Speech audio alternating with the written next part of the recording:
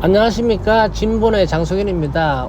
오늘은 진돗개의 특성, 행동양식 중에서 비유혹성에 대해서 이야기를 해보겠습니다. 그 비유혹성은 간단하게 이야기하면은 고덕임에 넘어가지 않는다, 사탕 발림에 넘어가지 않는다, 이런 뜻이기도 하잖아요. 사람 같은 경우에는 자아가 강하고 주체적이고 독립적인 활동을 좋아하시는 분들은 비유혹적이라고 볼 수가 있죠. 그러니까 누군가가 저 주식 사면은 돈을 많이 벌 수 있다라고 해도 선택하거나 판단하지 않고 본인이 경험하고 체험할 때까지, 본인이 느낄 때까지 판단을 유보하죠.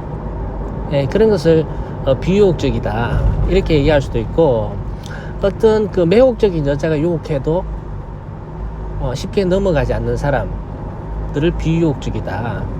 예, 마찬가지로 그 여자분의 어떤 그 이력이라든지, 어떤 생활 태도라든지 삶의 방향성을 직접 알기 전까지는 유혹에 넘어가지 않죠.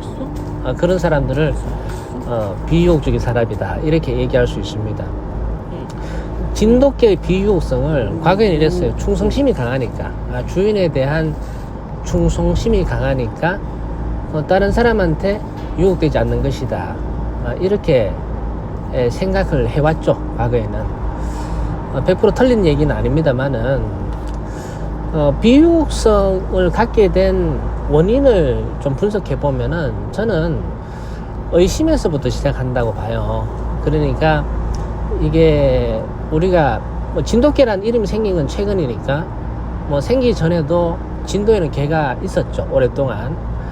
그러니까 가축화가 시작되기 이전이나 이후에 진돗개가 생존하는 데 있어서 어떤 현상을 믿기보다 어떤 현상에 대해서 의심하는 것들이 생존에 유리하다 보니까 그러한 습성이 몸 안에 기록된 것이 아닐까, 새겨진 것이 아닐까, 저는 그렇게 생각하거든요. 그래서 의심하는 거죠.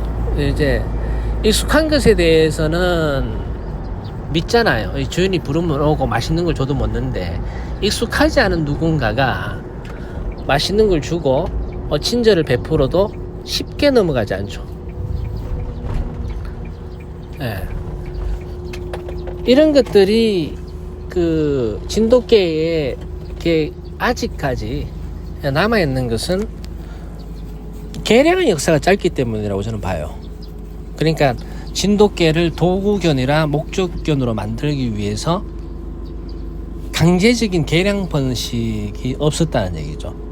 그렇다 보니까 최초의 개, 그러니까 반가축화가 시작된 때가 있었고, 그렇지만 의도적으로 개입해서 번식한 사례가 없기 때문에 그러한 습성들이 지금까지 진돗개의 몸 안에 프로그램되어 있다.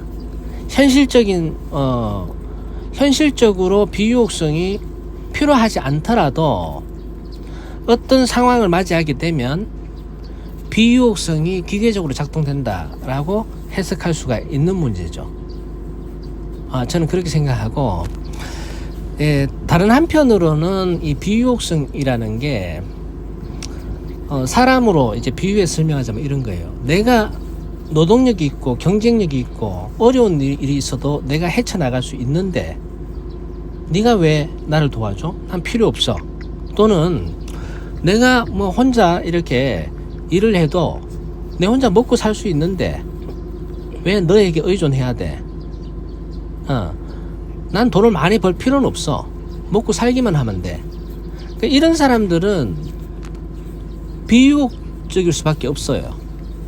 개도 마찬가지입니다. 개 스스로 현실적으로 필요 없다고는 하지만 프로그램이 그렇게 된 거예요.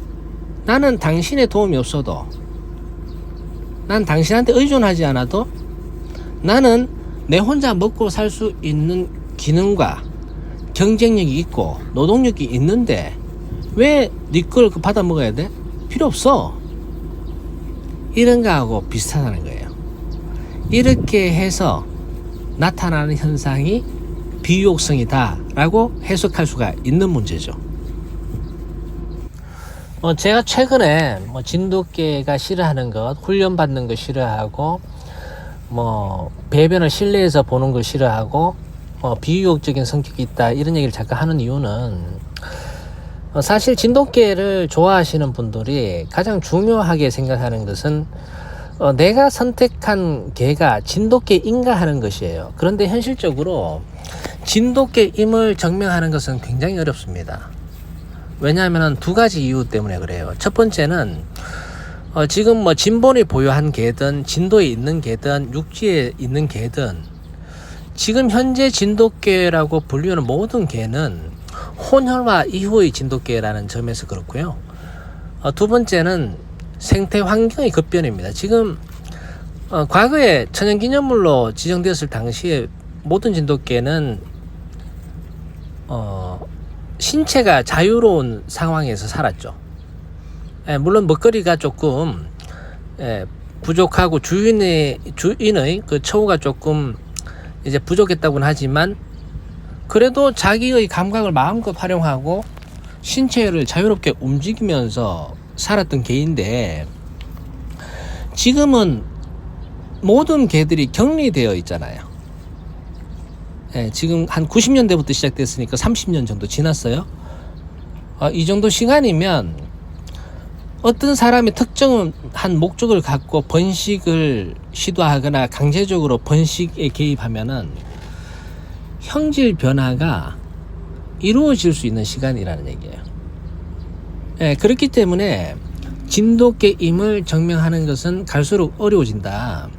그래서 훈련을 받지 않는다. 그 다음에 훈련 받는 거 싫어한다.